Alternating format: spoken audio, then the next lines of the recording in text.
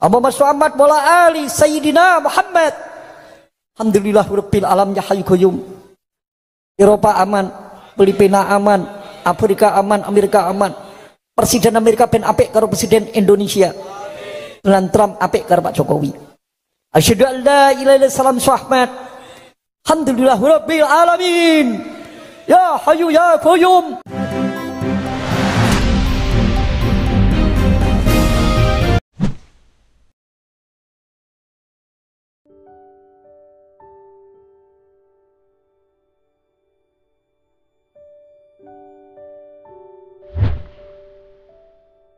Kisah Jadab Habib Djafar Al-Kaf dan Gus Dur. Gus Dur memasuki salah satu mal di Jakarta. Entah bertujuan apa gerangan ke mal. Boleh jadi mau ke Gramedia atau ke bagian pakaian.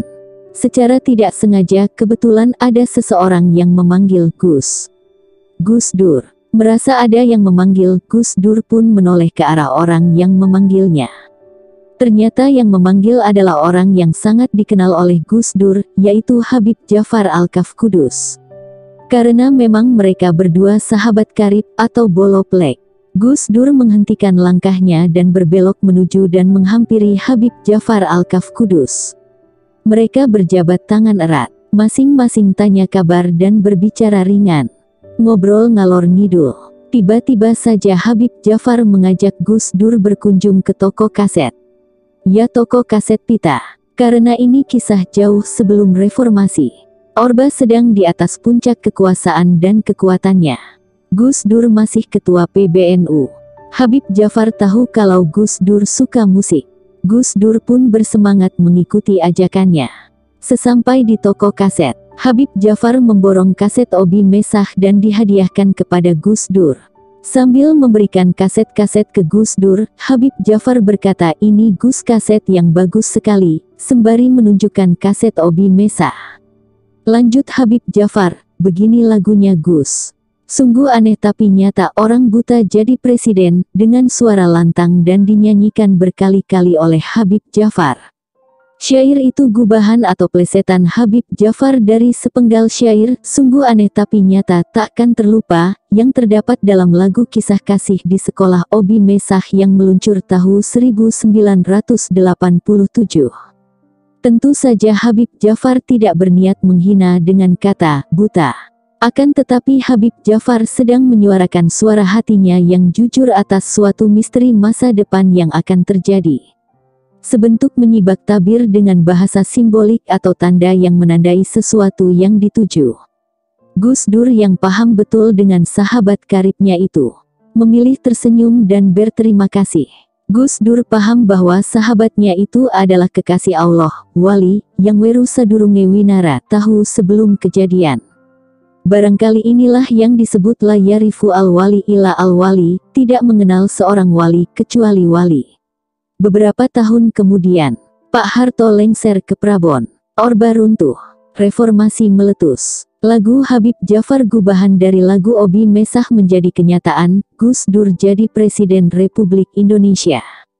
Perlahan tapi pasti, weru sadurunge winara Habib Djafar dikenal publik. Dua pemilihan Presiden SBY dan Jokowi membuktikan itu. Habib Djafar bersuara bahwa yang akan jadi SBY, ya betul SBY jadi presiden 2 periode. Habib Djafar bilang yang akan jadi presiden adalah Jokowi, ya benar Jokowi jadi presiden 2 periode. Habib Djafar dengan suara yang mantap menyatakan, Pak Jokowi dadi meneh. Ping pindo Pak Jokowi jadi lagi, 2 kali. Kalau kita menyimak suaranya, sepertinya Habib Djafar sangat yakin dengan apa yang diucapkannya. Bahkan seakan sesuatu yang sedang dikatakan adalah nyata dan hadir di depan mata.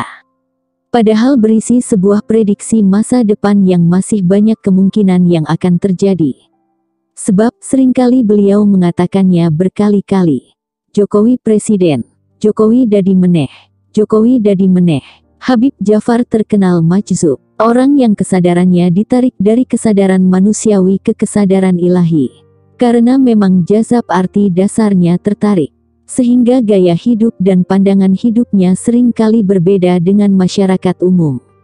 Kehidupan dan cara memandang sesuatu terlihat anti-mainstream, khawarik al-adat. Mungkin bagi kita yang awam, kita hanya melihat fisiknya Habib Jafar. Rambut gondrong, kumis tebal sampai menutupi bibirnya, kuku-kukunya yang panjang-panjang. Akan tetapi fisiknya terlihat selalu bersih. Tapi kita tidak tahu gerak perubahan substansial yang terjadi di alam spiritualitasnya yang dinamis dan dahsyat. Selain Habib Jafar Al-Kaf, ada Habib Syaikhon yang terkenal majzub. Di kalangan para kiai pun kita banyak mengenal kiai-kiai yang majzub atau jazab. Dalam kitab dan dalam pengalaman realitas bahwa jazab itu ada dua macam. Pertama, jazab yang bersifat sementara alias berbatas waktu. Ketika sedang jazab, seseorang hidup anti-mainstream. Setelah move on dari jazabnya, ia kembali hidup seperti manusia pada umumnya. Kedua, jazab yang bersifat semi-permanen sampai ajal menjemputnya. Hari ini, tanggal 1 Januari tahun 2021, Habib Jafar Al-Kaf telah kembali ke haribaannya. Meninggalkan alam fana, dan baka bersama kekasihnya, yaitu Allah Subhanahu wa Ta'ala. Innalillahi wa inna ilaihi rajiun. Kedua sahabat karib, Habib Jafar dan Gus Dur, meninggalkan alam fana ini hanya beda 1 hari. Gus Dur wafat tanggal 30 Desember. Habib Jafar tanggal 1 Januari. Pesan substansial yang saya tangkap bahwa betapa Habib Jafar Al-Kaf sangat mencintai bangsa dan negara ini. Sehingga tak pernah berhenti memikirkan dan mendoakan untuk kebaikan dan kemaslahatan bangsa ini.